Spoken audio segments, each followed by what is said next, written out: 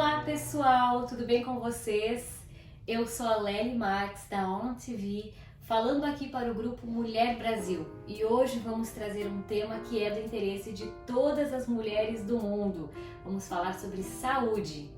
Vamos receber no nosso canal a Sil Mariano, ela que é educadora física, health coach e trabalha também com leitura corporal. Vai trazer todas as informações sobre esse método de leitura corporal que está ajudando muitas mulheres em Orlando e região. Olá, Sil, tudo bem? Bem-vinda, é um prazer estar com você aqui. Obrigada, eu que canal agradeço. Mulher Brasil. Obrigada, agradeço o convite, o prazer é todo meu. Obrigada. Sil, conta pra gente um pouquinho da tua história. Como foi que você começou nessa área? Como você se interessou pela área da saúde? Olha só, desde muito novinha eu sempre gostei, me interessei por essa área da saúde do corpo, né? Então assim, eu sempre gostei de praticar atividade física, fui bailarina, enfim. Mas eu sempre tive essa preocupação em ter uma vida saudável. Então não só a questão estética do corpo, sabe?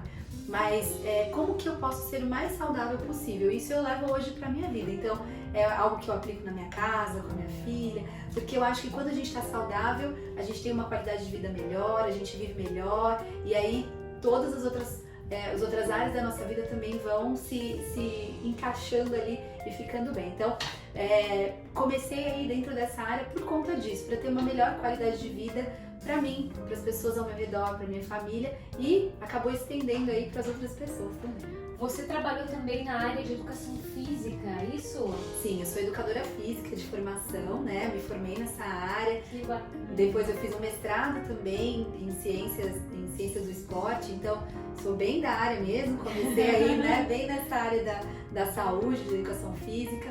Trabalhei muito tempo com atividade física em si, para gestantes, para crianças, para adultos, em academias lá no Brasil.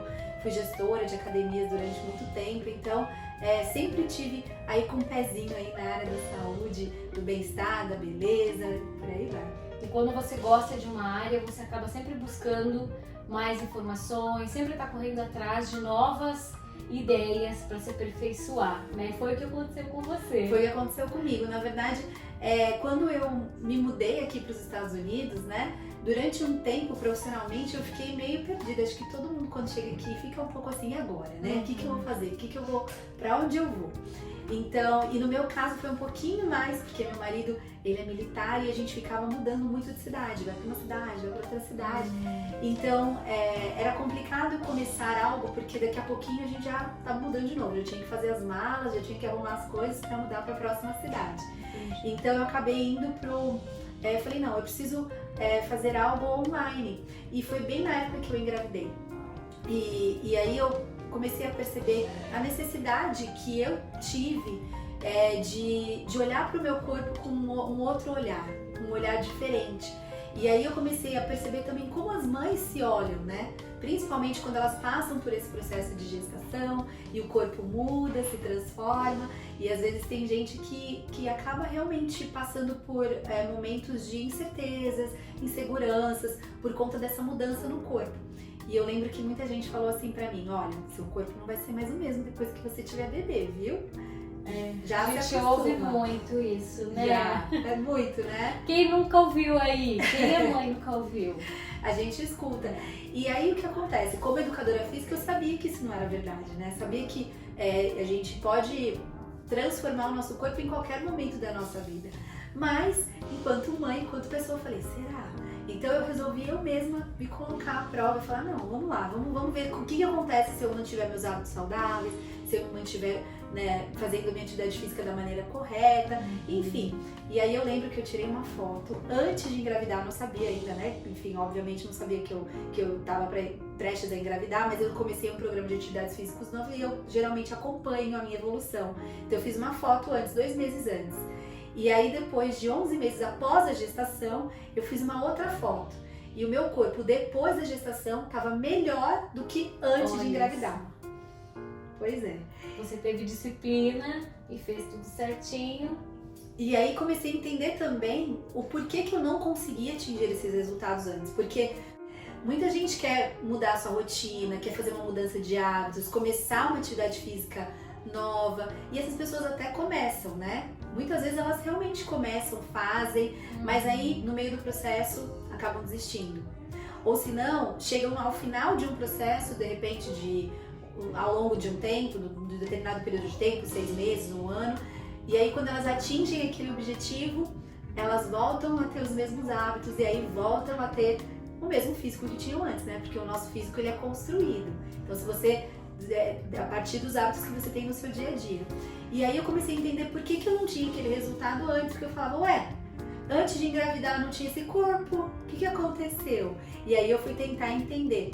E existe sim um porquê que às vezes as pessoas travam nesse processo de emagrecimento, ou de, não só de emagrecimento, mas quando elas precisam fazer algum tipo de transformação aí no corpo.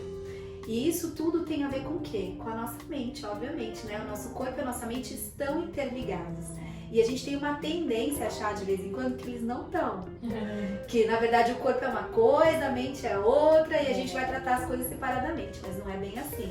Então assim, o corpo e a mente estão totalmente interligados. E quando a nossa mente não tá alinhada, né, com os nossos objetivos do nosso corpo, as coisas não caminham. E aí que eu comecei a estudar isso um pouco mais a fundo, para que eu pudesse aplicar os meus atendimentos e pudesse ajudar ainda mais aquelas mulheres que estavam chegando ali para mim, querendo fazer essa transformação. Na época, né, eram mulheres, eu trabalhava mais com foco em mulheres no pós-parto, mas depois isso acabou se expandindo para outras pessoas também, que também gostariam de fazer essas transformações, mas não estavam conseguindo por algum motivo, e aí a gente vai entender qual que é o motivo. Que maravilha, incrível esse trabalho, e a gente vai saber disso agora. Mas então, Sil, explica pra gente o que é a leitura corporal.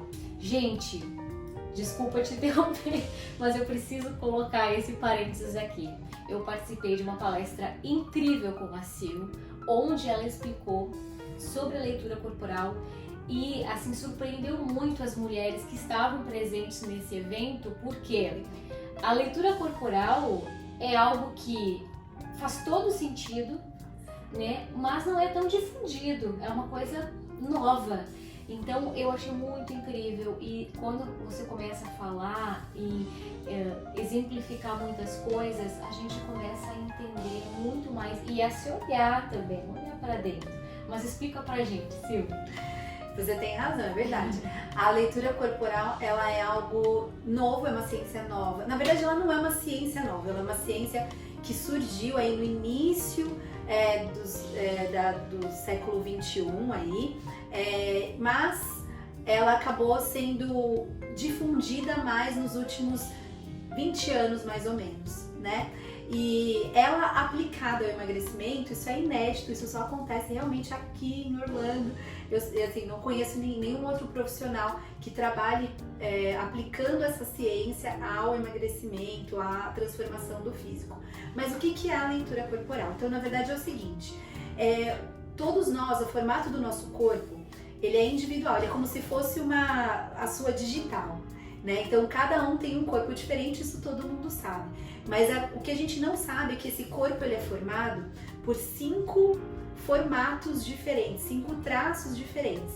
E que esses traços eles são formados lá atrás da nossa infância, na nossa primeira infância. Então, desde a gestação até mais ou menos 5, 6 anos de idade é quando esses traços estão sendo formados.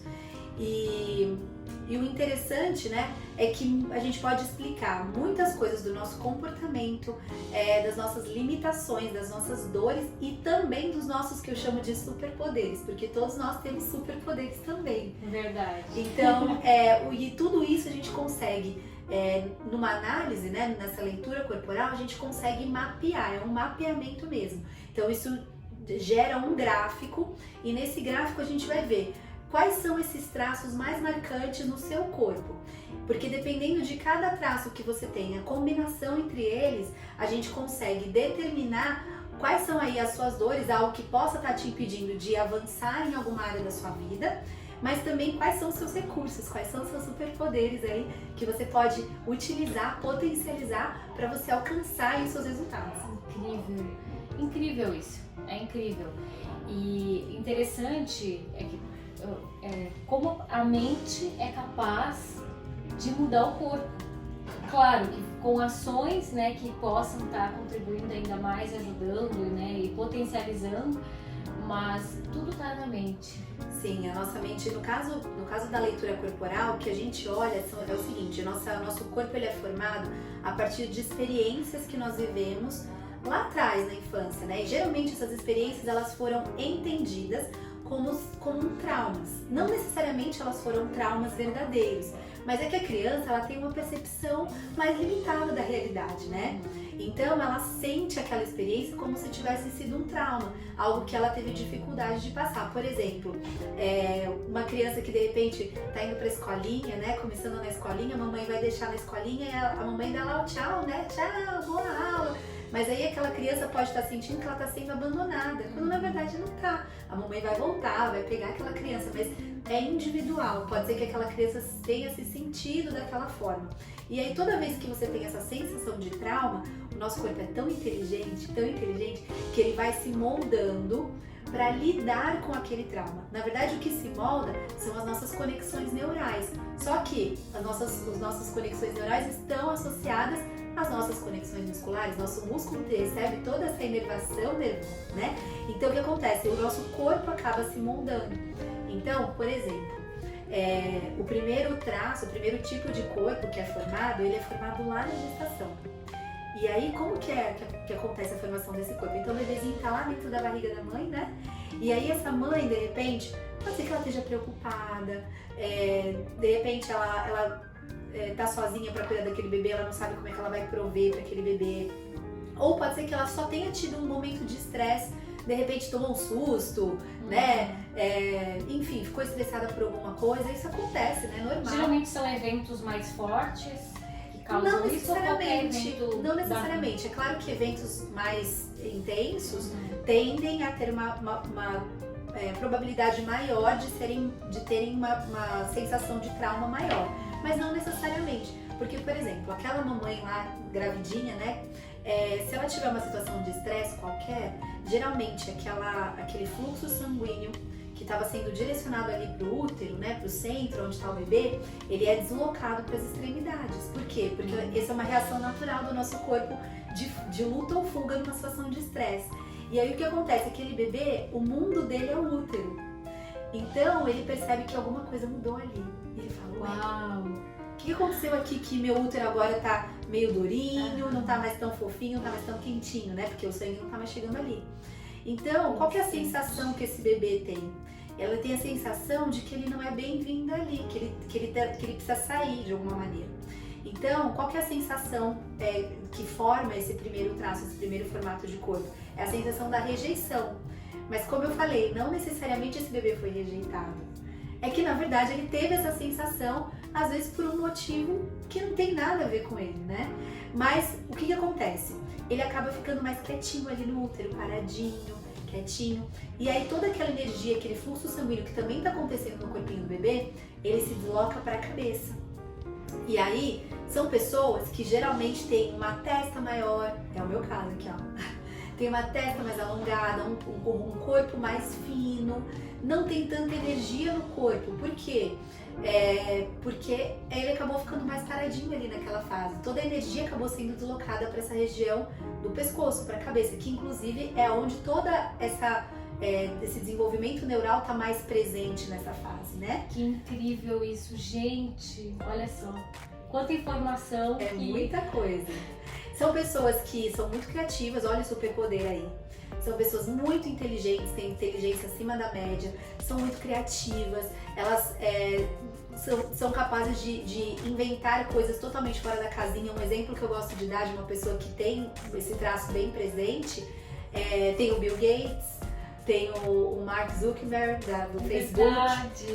Os dois têm um corpo mais fininho, cabeça maior, né? Então são pessoas que geralmente não são muito fãs de fazer atividade física, mas também não têm uma tendência a acumular gordura, né? Mas são pessoas que, por exemplo, se beneficiariam de uma atividade física para melhorar a estrutura muscular, que não é algo natural para elas.